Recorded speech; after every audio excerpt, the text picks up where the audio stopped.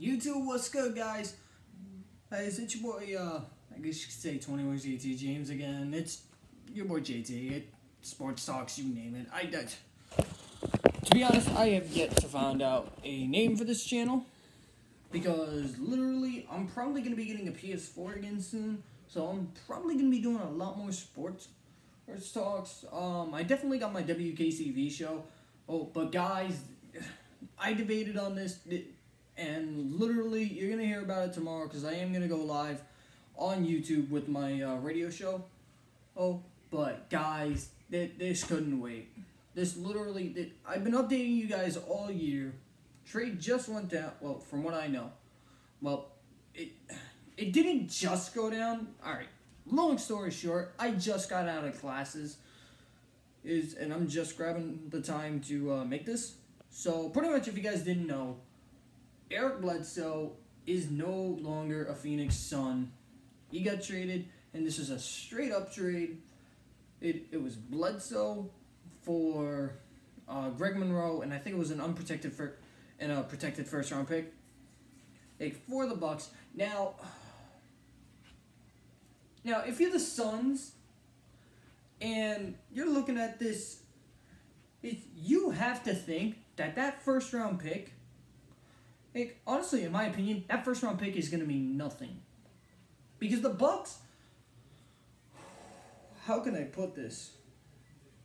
It's the Bucks in and amongst itself. Before this trade, the Bucks were a good team. Probably a top 3 seed in the East, in my opinion. And literally, you look at it, and they traded away Greg Monroe. Yeah, I get it. Alright, Greg Monroe, not the greatest center in the world. Well, they definitely have a lot. The Bucks definitely have a lot more options.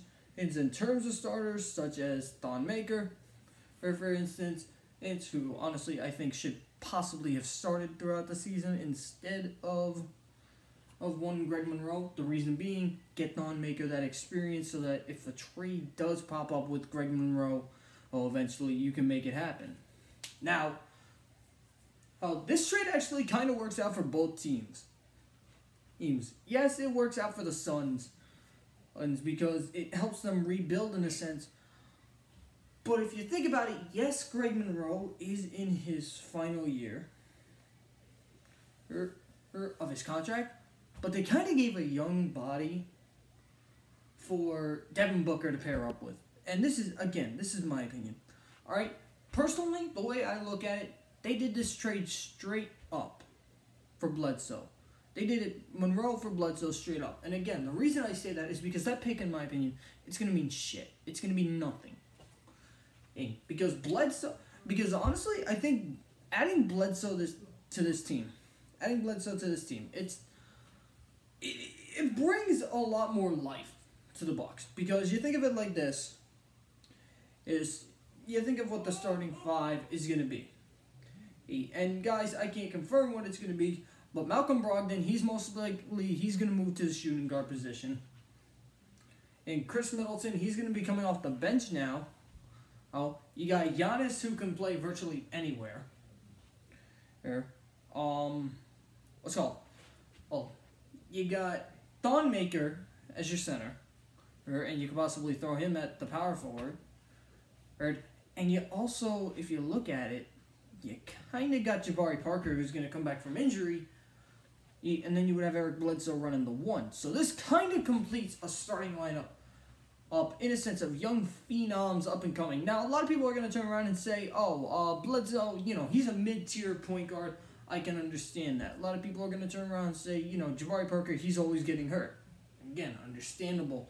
But at the same time, if this team is healthy and if Bledsoe can play the way everybody knows how Bledsoe can play, and honestly, in my opinion, Bledsoe could easily, and I mean easily, he'd be top 15 point guard in the league. A lot of people, I'm not going to say top 10 because of how the point guard position has progressed over the years, but definitely a top 15, top 13 point guard in the NBA.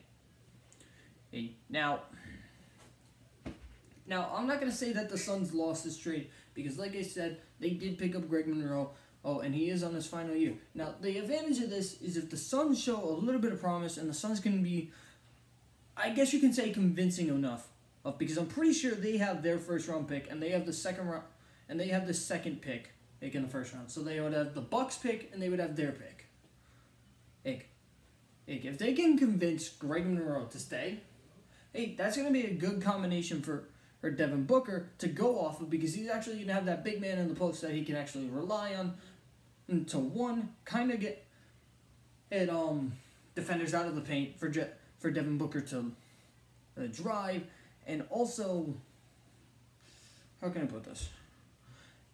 Is also rely on him to get rebounds, and obviously Greg Monroe, he's not necessarily the number one rebounder in the NBA, but he definitely can be up there.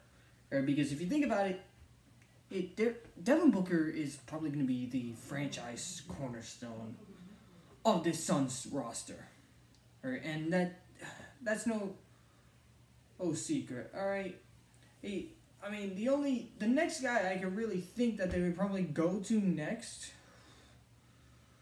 would probably be, I'd have to say Josh Jackson. And so they can let's get this third scoring option to help out this Suns rotation. Yes, it's going to be a rebuilding year, and yes, they are in the Western Conference. Keep that in mind. So it definitely is a tougher division, but this definitely helps out the rebuilding process for the Suns. Now, in terms of who I think won this trade, honestly, do I think the Suns sort of won this trade? In a sense, and for the future. And you'd have to see how it goes in the offseason. If Greg Monroe stays, you could say it was a win. And if he leaves and those two picks are absolutely nothing, then it's pretty obvious as they lost. Because like I said, I think that first round pick from the Bucks is going to mean absolutely nothing. It's going to have no trade value because, like I said, you're dealing with probably a top 3 team in the Eastern Conference. All right, this is a team that literally the Cavs are falling off. Yes, Celtics are doing good, but no Hayward. Right? And literally, this is a division where it's pretty much, after that Kyrie Irving trade, this division was pretty much up for grabs for whoever. And the Bucks, I think, honestly, just sealed their fate as, honestly, possibly the best team in the East. Now, speaking of the Bucks, my opinion, guys, in terms of who won the trade, I do think that the Bucks won this trade because it kind of completes the starting lineup. Like I said, obviously Jabari Parker is hurt from what I know. As I'm going to look it up real quick. But from what I know, he is hurt. But I will say this. This lineup can definitely, the way it looks, this lineup can be adjusted in many ways. Because I look at it right now, and pretty much the last lineup was Malcolm Brogdon and Tony Snell, John Henson, Giannis Antetokounmpo, Chris Middleton. This lineup can easily, and I mean easily, be fixed once Jabari comes back and once a lot happens. Now, yes, John Henson, he is obviously going to be getting a lot of starting points. But in my opinion, I think it's Thon Maker, because honestly, out of the two, I think Thon Maker is a lot better. And definitely has a lot more potential in a sense. And then you got Middleton and Giannis. Giannis is running the 4 until Jabari gets back, and you got Middleton running in the 3 until, like I said, and that might stay. That like I said, that could possibly stay when Jabari comes back. But it also, it could also change. And then you got Brogdon, who's obviously running your point guard position, but he's going to be probably, 9 times out of 10. And Brogdon is, I think, like 6'8", if I'm correct. 6'5",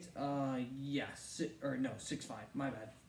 At 6'5", he can play the shooting guard position. I've always thought that Brogdon was more of a shooter than he is a point guard, but he can also rack up the assists at the shooting guard position. And so, honestly, it would also be a question of who would you move to the shooting guard position, because you definitely do have 2 shooters in Bledsoe and Brogdon. And honestly, I think Snell goes out of the starting lineup. I think he becomes your 8th man, maybe 7th man even. And like I said, this lineup literally has just become better. So honestly, like I said, I think the Bucks won this trade. I definitely do who like the move. And honestly, I think, like I said, I think this might make the Bucks the favorite to win the division because of the fact that this just upgraded the starting lineup in a big way. Okay, so who knows? All right, guys, let me know what you guys thought down in the comments below. Make sure you hit that like button. Don't usually ask this. If you guys could hit that subscribe button. And guys, I will talk to you. I'll talk to you guys tomorrow because I got the show. Because keep in mind, got the show Thursday. My bad. Got my show Thursday. Expect this to be talked about on Thursday. It could be something that we bring up, like towards the middle of the show, but nonetheless, thank you guys so much for tuning in. And guys, I will see you guys Thursday, unless something else happens. All right, deuces.